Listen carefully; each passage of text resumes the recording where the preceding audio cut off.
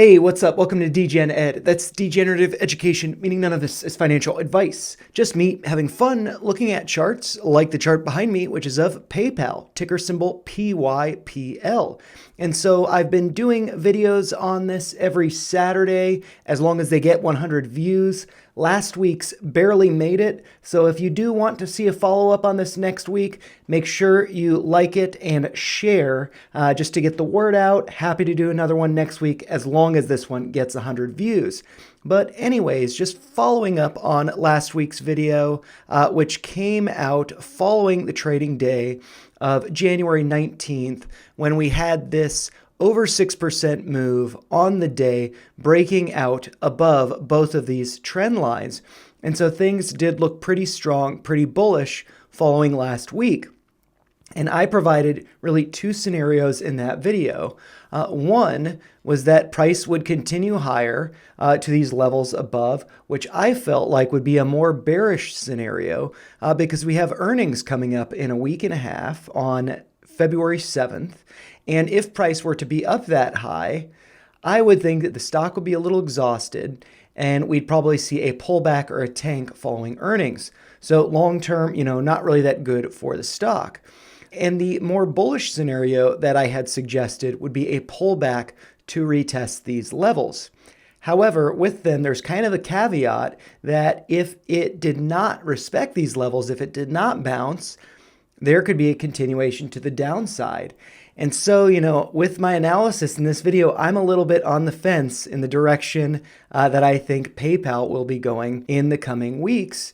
I'm just going to kind of break that down for you guys. And so with the close on Friday, January 27th, at $61.78, I was up almost 2% on the day, the first green candle after a couple red ones, following hitting this high of $68.21 on January 22nd.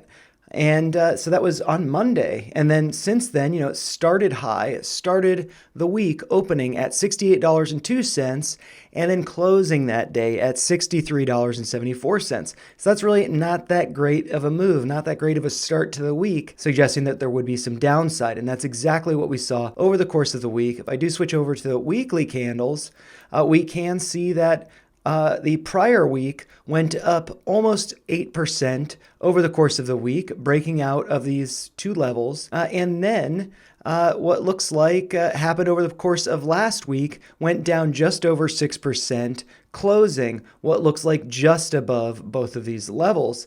So, it's kind of teetering, at this level where there's this yellow downtrend, which to be fair was drawn based on these two pivot points based on weekly candles. So that would suggest that it is respecting not only the orange downtrend, which represents the top of this wedge, but also respecting the yellow downtrending level that had acted as support and resistance in the past, seems to be acting as support now.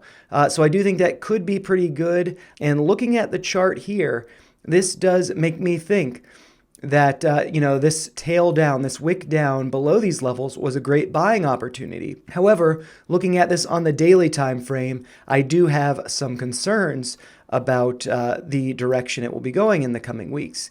And so one is that it looks like the close of Friday, 61.78, which looks like it's closing below it based on this move to the upside, getting rejected there. But, if we look at the weekly, it looks like it bounced and respected that level. So that does suggest it's acting as support. And so, I do feel that it is, concerning being kind of sandwiched between these two levels.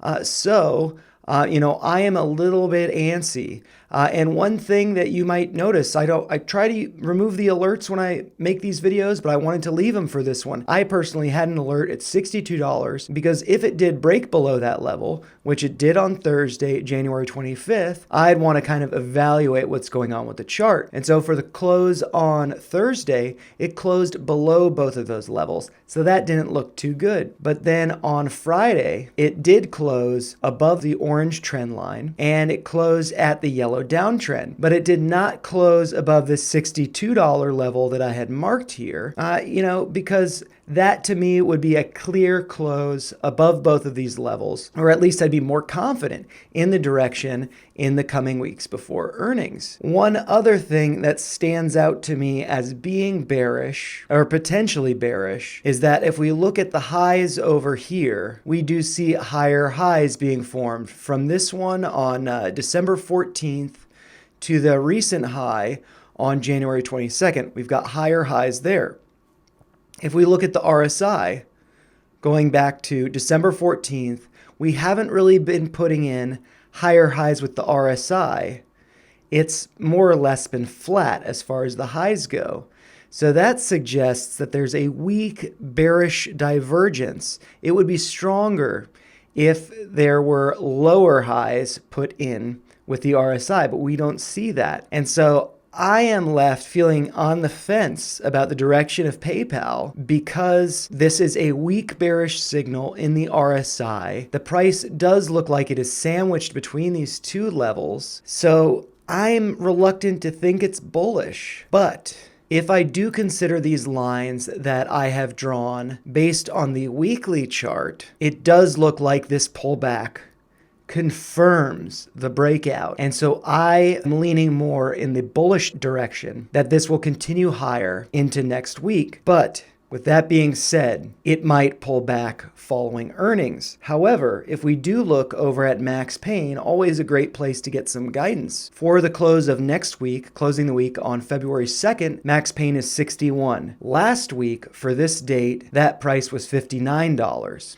So it's gone up. That's good. That's bullish. For the following week, the week of earnings, 2 days after earnings, the Max Pain for February 9th, closing that week at a price of $64. That is Max Pain. Last week, for this date, it was $60. Moving up. That's good. That's bullish. However, with this pullback, I'm leaning towards this going higher, but possibly tanking following earnings. So if it does go up to 72 or to that measured move up to around $76, if it hits those levels before earnings, I would expect a pullback. If it does not hit those levels before earnings, I could see it continuing higher if it is above the yellow and orange trend lines. So we're going to have to monitor that. We're going to have to wait and see. But I would say, generally things are stacked for the bulls before earnings, and we're going to have to wait and see if it's overbought up here or if it's oversold down here.